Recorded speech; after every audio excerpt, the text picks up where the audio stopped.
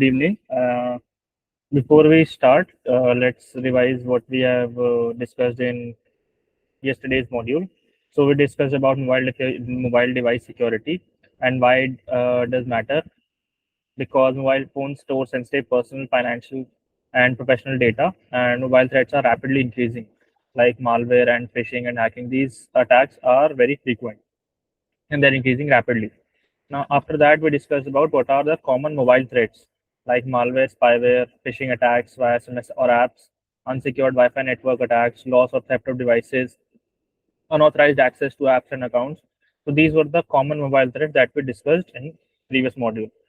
After that, we discussed about how we can keep our mobile safety settings so that the data is protected.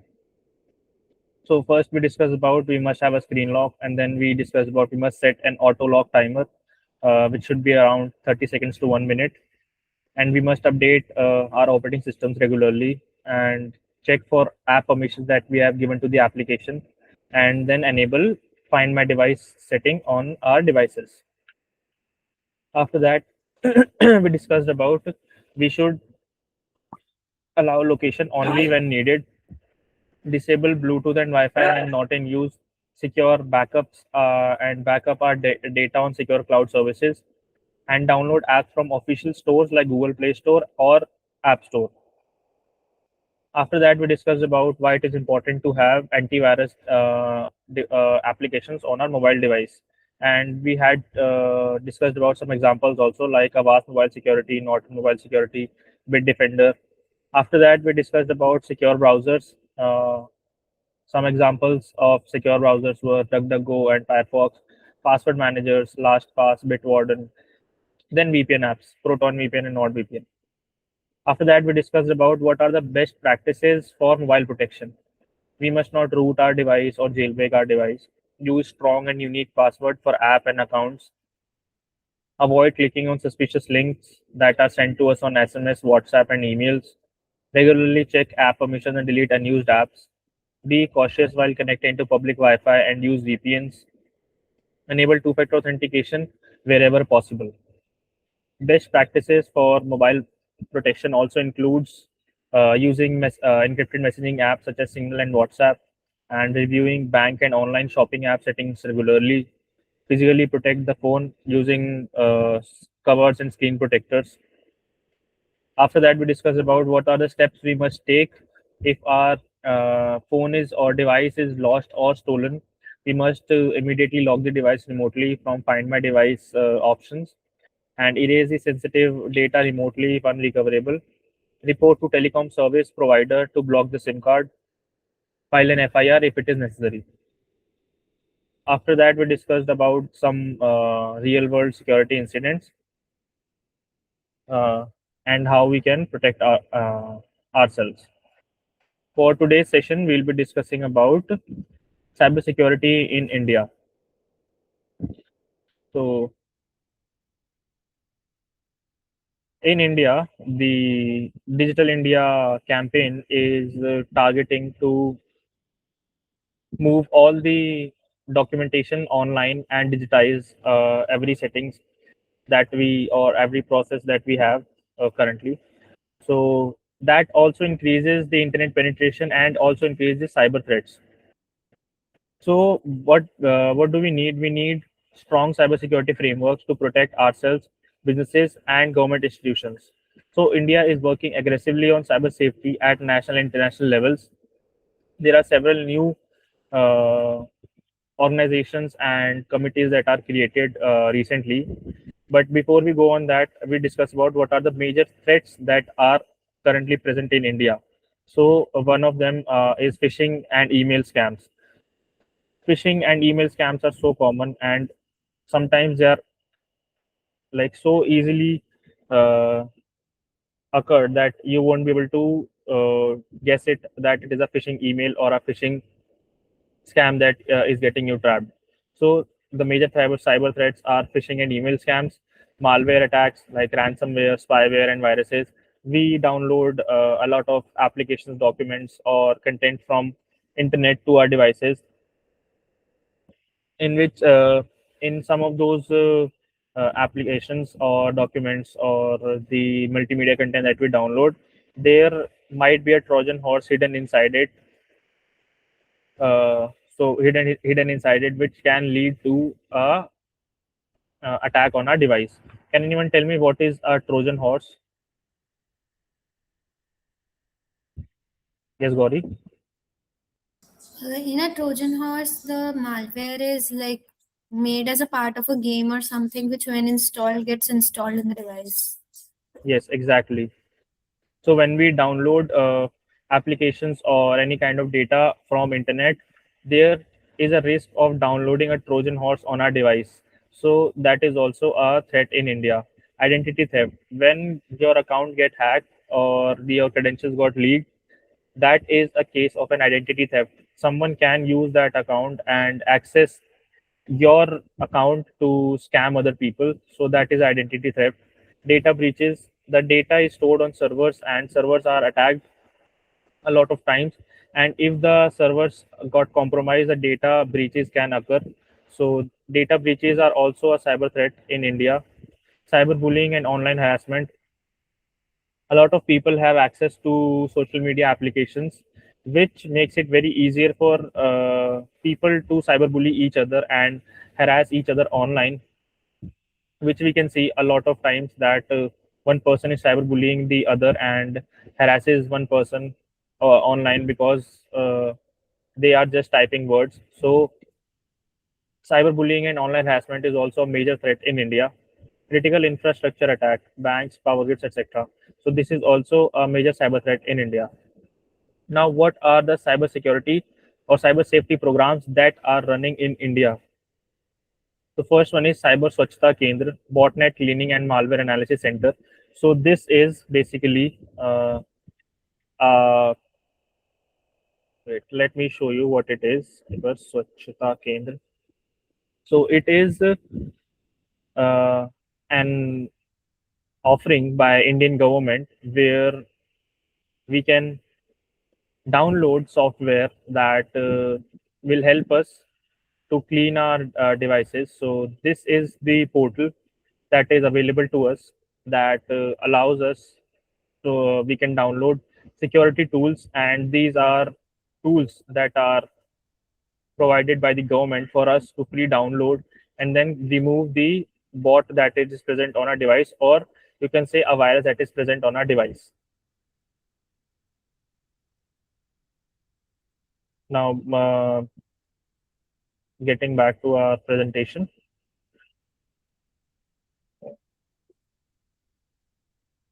So it was launched by CERT. CERT stands for CERT stands for wait,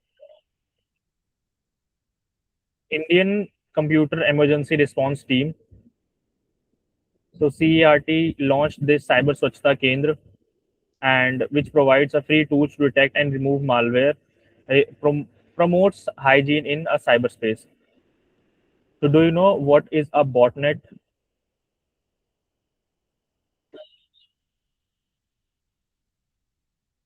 So botnets are basically the devices that are compromised, but the malware is maintaining a very low profile and can be triggered remotely by the bot herder, and can be used to attack perform attacks such as DDoS attack, distributed denial of service, in which what happens, all the devices that are compromised will make or it will act like a legitimate request that is made to a server, and the server will overflow with all the requests that is sent by the devices or compromised devices, and that those net of compromised or network of compromised devices is known as a botnet. So Cyber Swachhta Kendra provide tools so that we can remove the malware and the botnet present in our devices. Indian Cyber Crime Coordination Center, I4C. It was launched. It is an initiative. It is an initiative of Ministry of Home Affairs that is present in New Delhi, and it is designed to act as a national nodal point for law enforcement agencies to combat cybercrime through coordinated action. The key components and the examples of usage of I4C are National Cybercrime Reporting Portal that is used to report cybercrimes in India. 1930 helpline is also an example of usage of I4C, uh, and it allows us to report the crime, cybercrime or cyber frauds online that are happening. So this I4C allows us to report and gather information about the cybercrimes that are uh, happening in India. Now, Digital India Initiative, we all are familiar about the Digital India Initiative. It aims to transform India into a digitally empowered society. As I said earlier, that India is moving toward digitized society, and this Digital India Initiative is accelerating this process of digitizing India.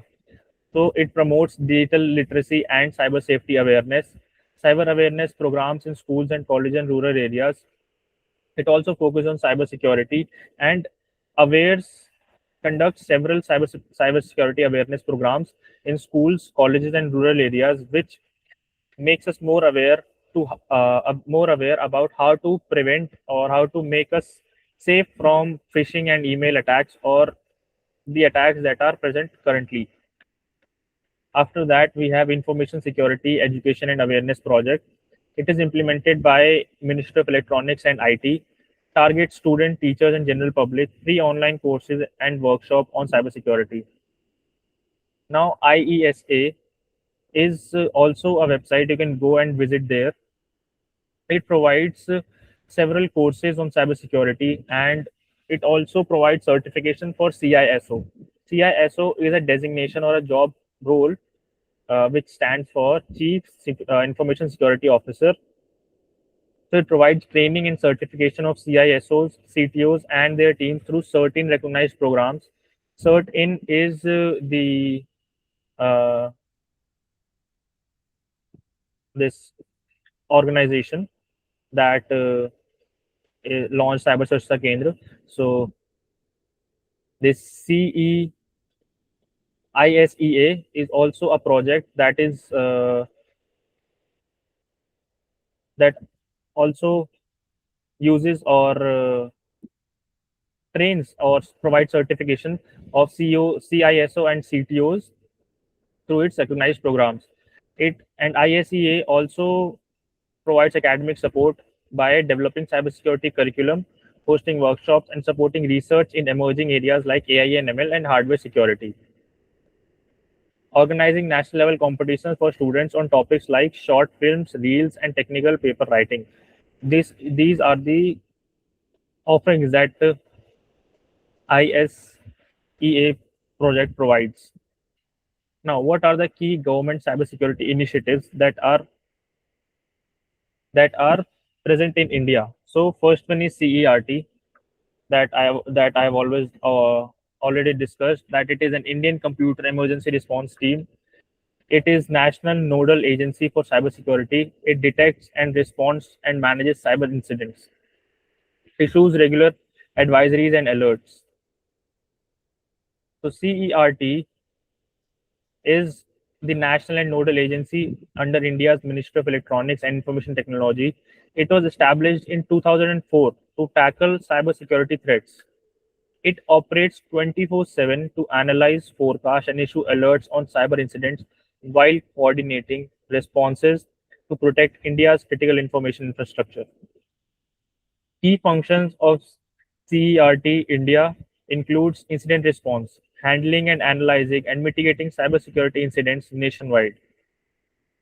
If a government website is attacked, CERT comes and handles the cybersecurity incident that is currently happening on a government website. So CERT handles the incident response.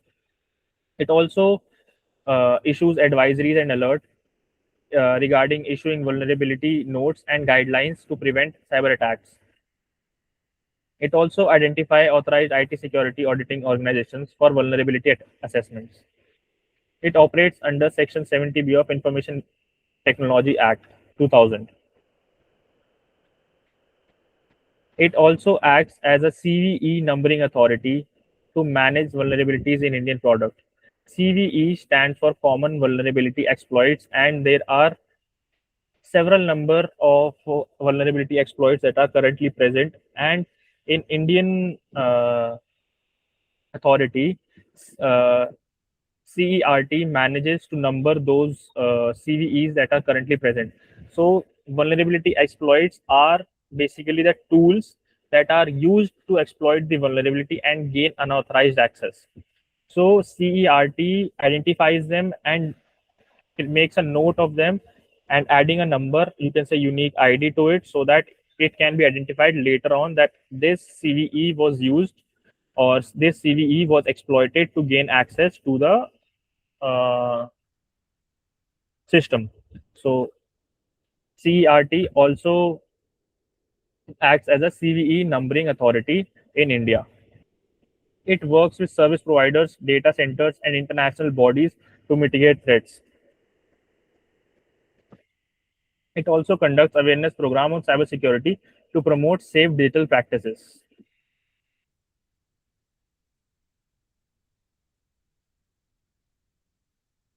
After that,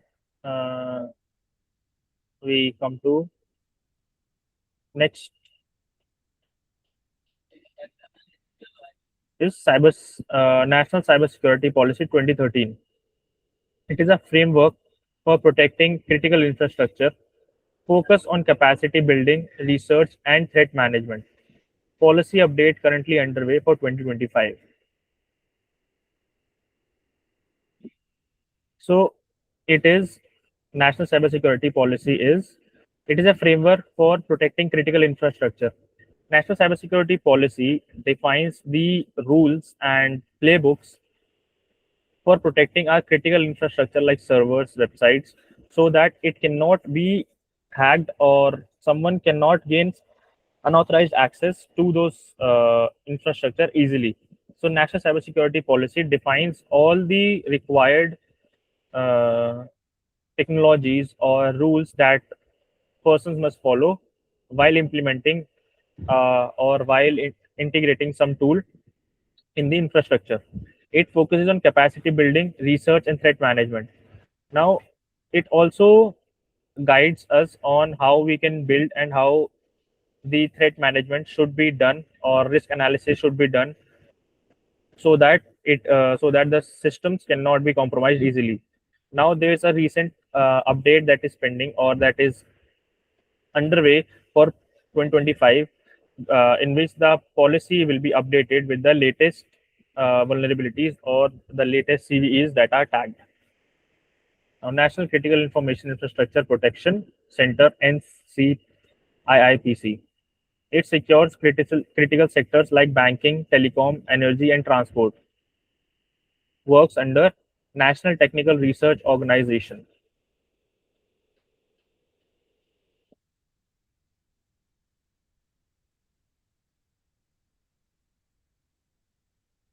So National Technical Research Organization is a premier technical intelligence agency under India's National Security Advisor or Prime Minister's Office. It was established in 2004. It focuses on geospatial intelligence, satellite imagery, and cybersecurity, acting as an technical eye in the sky for national security. Its key details are it serves as a specialized technical intelligence agency providing crucial and high grade data involved in signal intelligence, cryptology, and cybersecurity. It operates under National Security Advisor,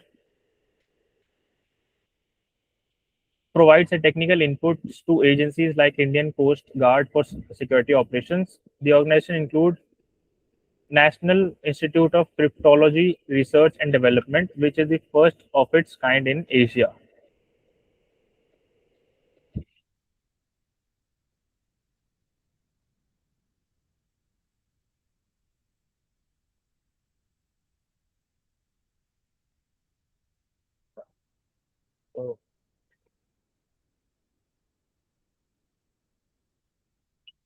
So, cyber crime prevention against women and children.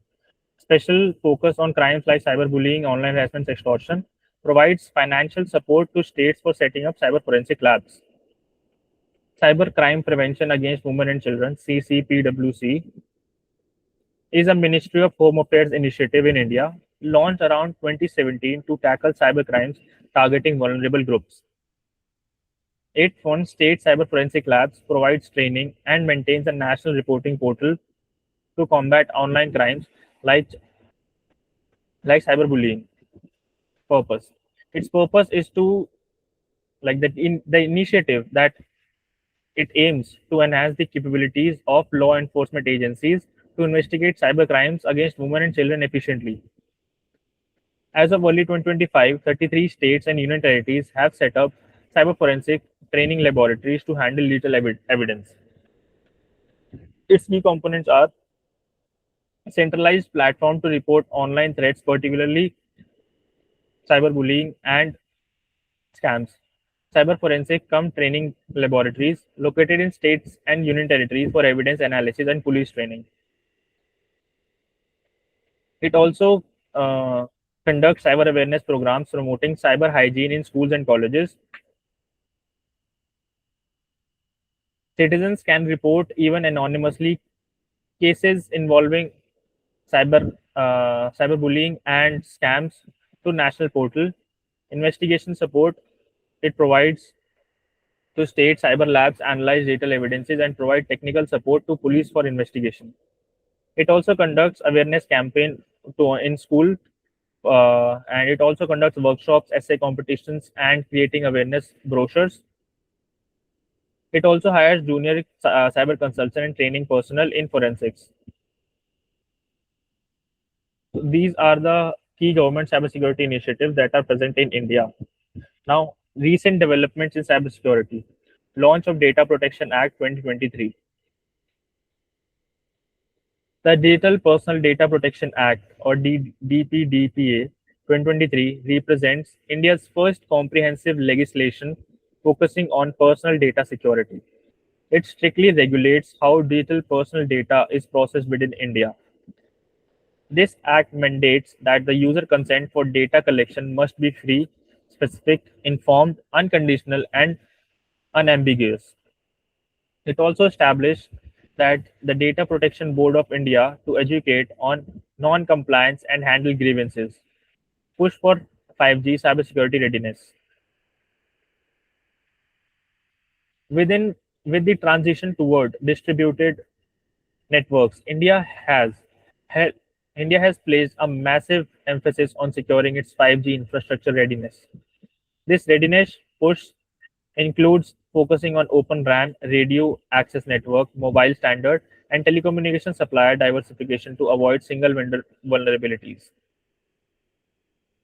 Emphasis on Atmanirbhar Bharat. The government is heavily promoting the development of indigenous cybersecurity tools.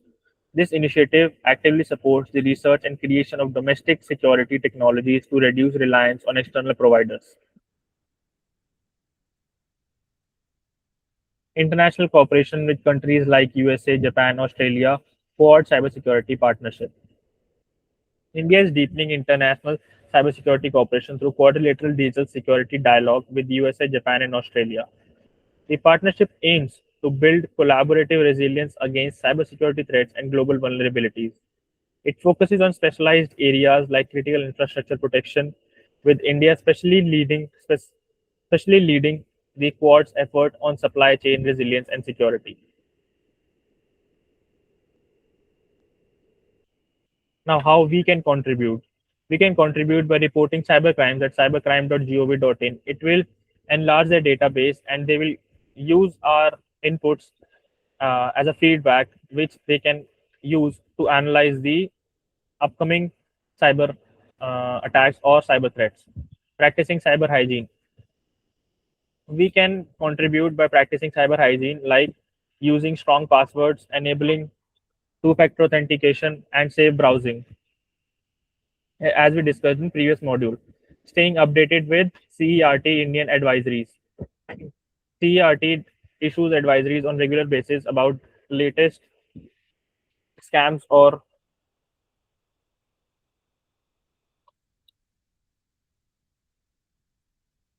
cyber threats that are currently present. Participating in government cyber awareness campaigns, we can also contribute by participating in cyber government cyber awareness campaigns. Now, before we uh, move on to key takeaways, let's discuss our today's assignment. Design an infographic highlighting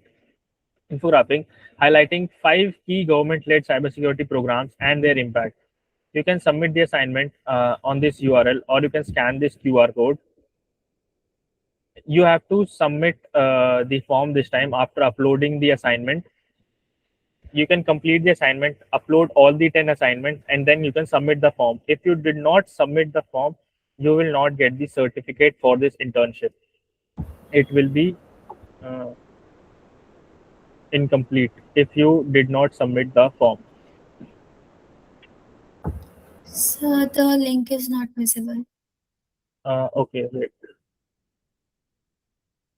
Let me share my screen again. Now is it visible? Yes, sir. Yes.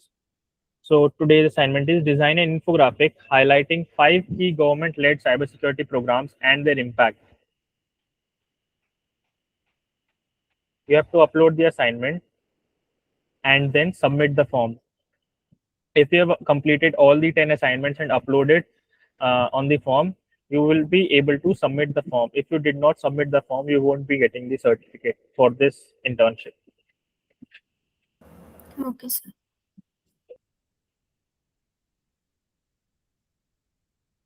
So now let's move on to the quiz.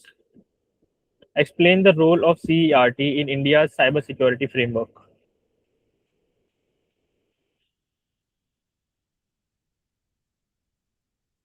Yes, Gauri.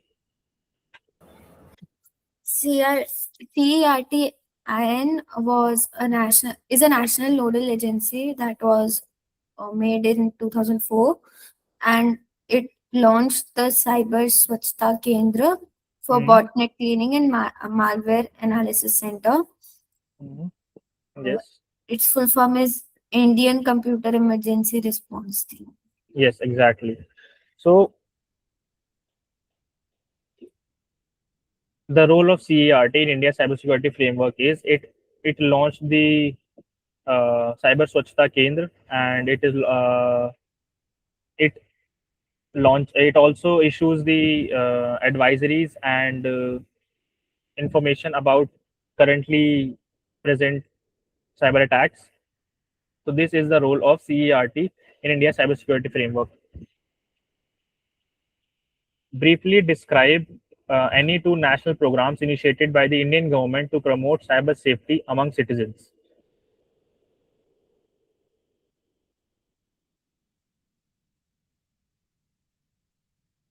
Yes, Gauri.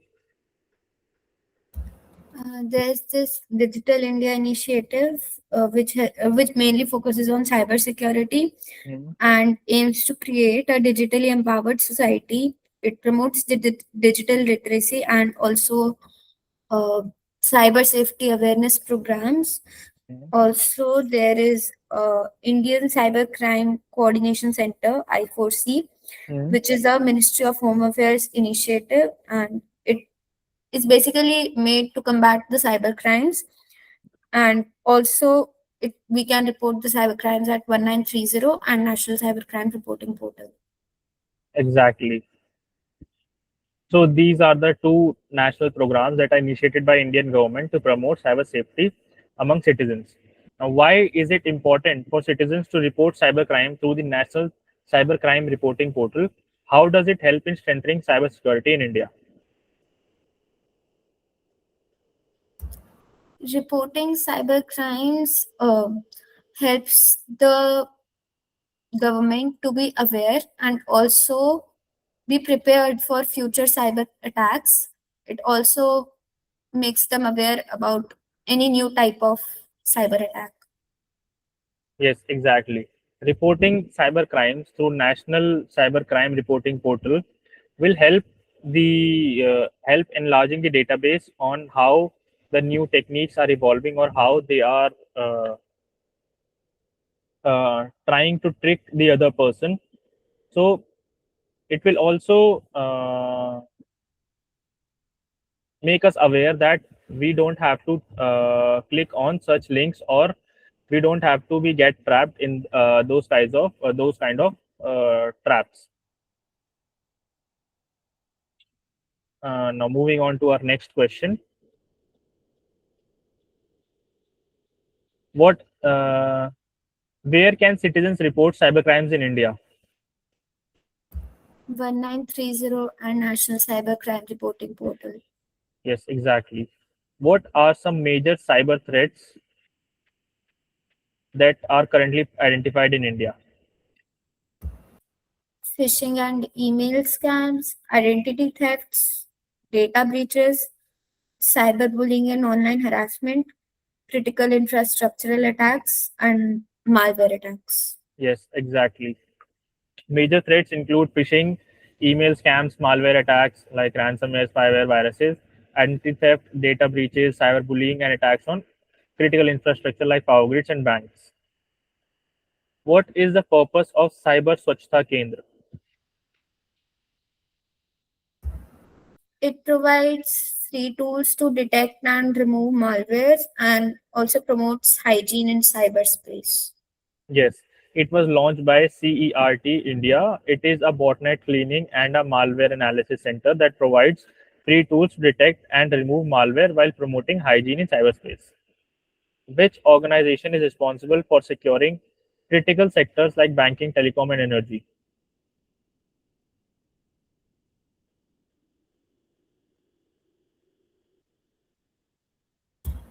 NCIIPC.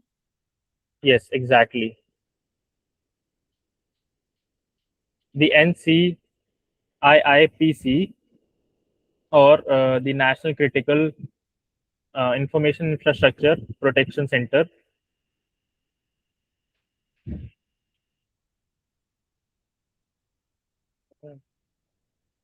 which operates under the National Technical Research Organization, is responsible for securing critical sectors like banking, telecom, and energy. Now, what is the Indian Cybercrime Coordination Center, I4C?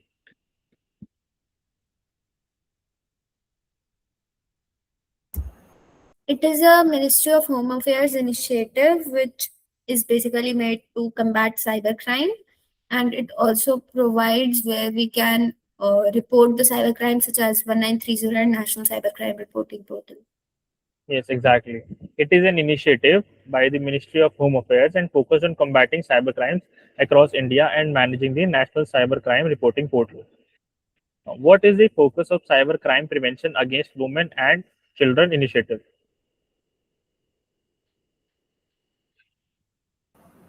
It provides financial help to the states for setting up cyber forensic labs, and it also prevents cybercrimes such as cyberbullying, sextortion, and cyber harassment. It A number is provided to report such crimes 1098. Yes, it focuses on crimes such as cyberbullying, extortion, and online harassment, and provides financial support to states for setting up cyber forensic labs. Now, what recent legislative development focuses on personal data security in India? Sorry, sir, please repeat. What recent legislative development focuses on personal data security in India?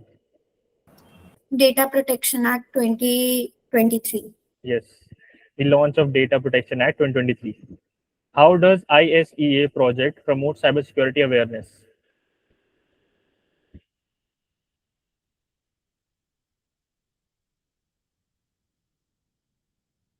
The ISEA Information Security Education and Awareness Project, implemented by Ministry of Information Technology, or uh, yeah, hmm, yes. Ministry of Electronics and IT. My bad. Provides free online courses and workshop on cybersecurity for students, teachers, and the general public. What are some ways citizens can contribute to more secure digital ecosystem? They can do so by reporting the cyber crimes whenever they encounter, and also by promoting cyber hygiene on personal level. They should remain updated so that they are self-aware and can also prevent such cyber attacks if they are targeted to become a victim. Yes, citizens can report online crimes, practice good cyber hygiene, and stay updated with the advisories and participate in government awareness campaigns. Now, moving on to a situation based questions. You receive an urgent email claiming to be from your bank asking for your login details to prevent account suspension. What threat is this and what should you do? Phishing attack Yes, and this is reporting it. yeah. This is a phishing email scam. You should not provide any details and should instead follow safe browsing practices and report the incident on the cybercrime portal. Your computer starts behaving strangely and a message pops up demanding payment to regain access to your files. What is this and which government tool can help? It is ransomware, and we can report to the portal or call the number, and then they can look into it. Yes, we can use Cyber Swachhta Kendra, which is a bot cleaning and malware analysis center to detect and remove the malware. Moving on to next question. You want to report a cybercrime but don't know where to go. Which portal should you use? Uh, the portal is the National Cybercrime Reporting Portal, and it is provided by Indian Cybercrime Coordination Center. Yes. So we should use the National Cybercrime Reporting Portal at cybercrime.gov.in. Now, next question. You are a student looking for a free cybersecurity training and certification from a government source. Where should you look? ISCA, which is Ministry of Electronics and IT initiative. Yes. We can look into Information Security, Education and Awareness (ISEA) project implemented by Ministry of Education and IT, which offers free online courses and workshop for students. Now, you discover that someone is using your personal identity to commit fraud online. Which category of cyber threat does this fall under? Identity theft. Yes, this is categorized as identity theft. Now, next question. A woman or child is being harassed or bullied online. Which specific government initiative is designed to handle these type of crimes? Cybercrime prevention against women and child, uh, and we can call 1098. Yes, the Cybercrime Prevention Against Women and Children initiative especially focus on crimes like cyberbullying and online harassment. Now, you work for a major energy company and want to know which national body is responsible for protecting critical sectors like energy and telecom. uh, NCIIPC, National Critical Information Infrastructure Protection Center. Yes, NCIIPC is responsible for securing critical sectors like energy, telecom, and banking. You want to stay informed about the latest cyber threats and security alerts in India. Which agency's advisories should you follow?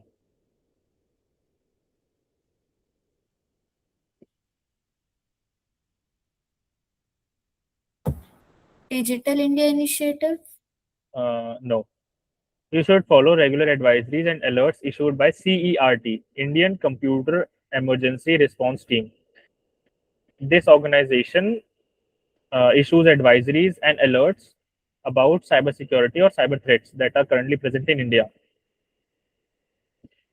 Now, next question. You are concerned about how your personal data is being handled by corporations. Which recent act addresses personal data security? Data Protection Act 2023. Yes.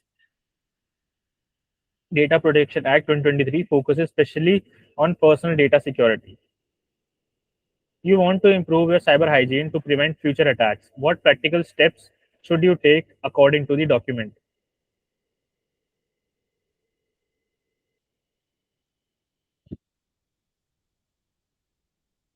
You want to improve your cyber hygiene to prevent future attacks.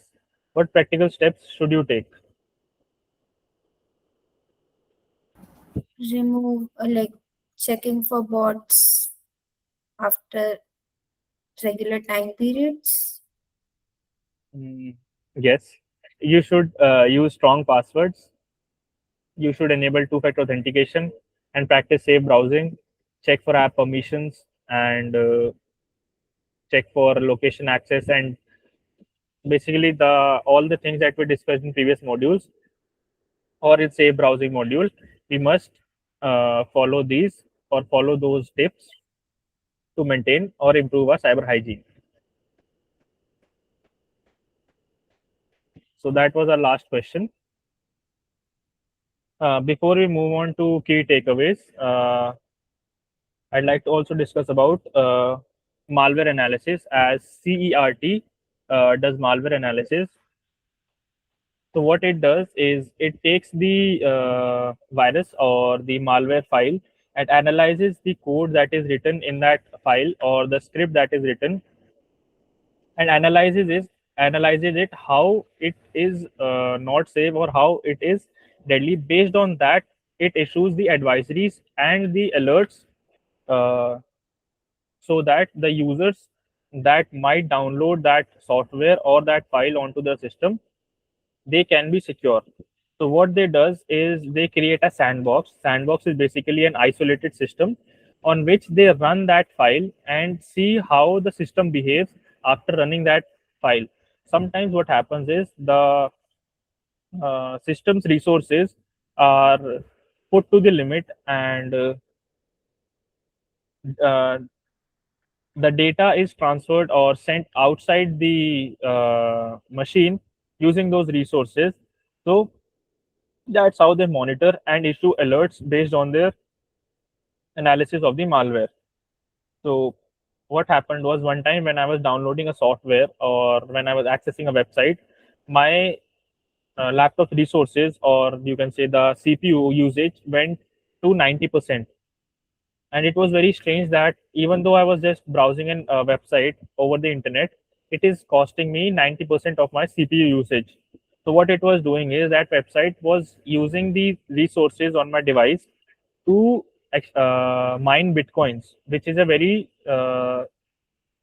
you can say high processing task that is done on GPUs or graphical processing unit, graphic cards, to process mathematical equations.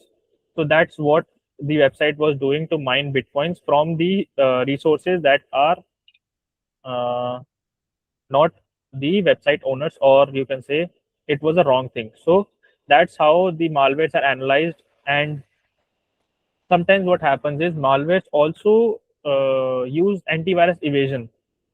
What they'll do is they will try to evade the antivirus or hide themselves or maintain a low profile in such a way that antivirus might not be able to detect that it is a virus, and it will just leave it be on the system.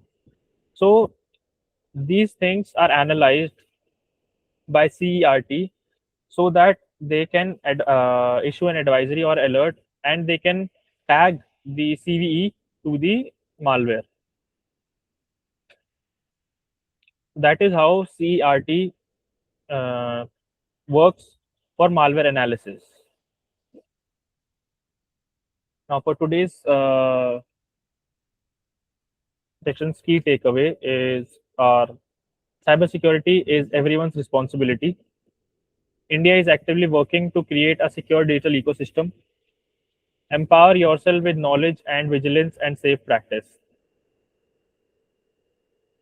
We have discussed a lot of points, that how can we be secure online, and how can we practice safe browsing, and what are the points that we keep in mind before opening a link and before performing or interacting with any unknown message that is sent to us. So we must keep those things in mind and keep ourselves safe online so that we don't get in any trouble. And if we by chance get in by mistake, or we get into a trouble online, or we get attacked, or we get trapped into a cyber attack, we know where to report it and how to report it, and what are the next steps that we should take. So empower yourself with knowledge, vigilance, and safe practices.